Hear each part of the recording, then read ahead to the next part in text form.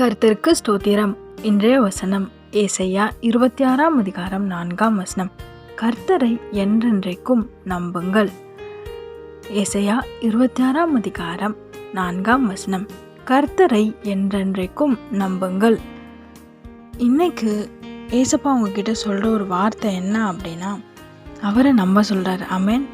எப்போவுமே எல்லா சூழ்நிலையும் அவர் நம்ப சொல்கிறாரு. இப்போ கூட உங்கள் விசுவாசம் குறைந்து போன நிலைமையில் இருக்கலாம்.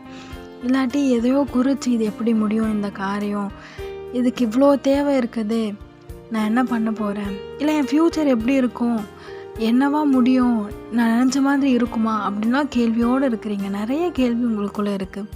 வசனம் சொல்லுது, அவரை நம்பு, அது போதும். நீங்கள் வேறு எதுவுமே செய்ய வேணாம், அவரை நம்புங்க. அவரே காரியத்தை வாய்க்க பண்ணி உங்களை ஆசீர்வதிப்பார். ஆமென்.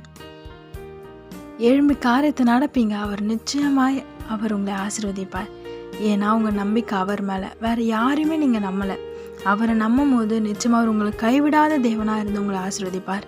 உங்கள் படிப்பை நீங்கள் நம்பலாம், உங்கள் வேலையை நம்பலாம், உங்கள் சேவிங்ஸை நம்பலாம், உங்கள் பிஸ்னஸ் நம்பலாம். ஆனால் எல்லாமே ஒரு நாள் உங்களை விட்டு போகும். அவரை நம்பும் போது அவர் உங்களை விட்டு போகவே மாட்டார். எல்லா சூழ்நிலையிலும் உங்களை ஆசீர்வதிப்பார். ஆமென். வசனம் சொல்லுது, என்றென்றைக்கும் நம்புங்கள். எப்போவுமே அவரை நம்புங்க.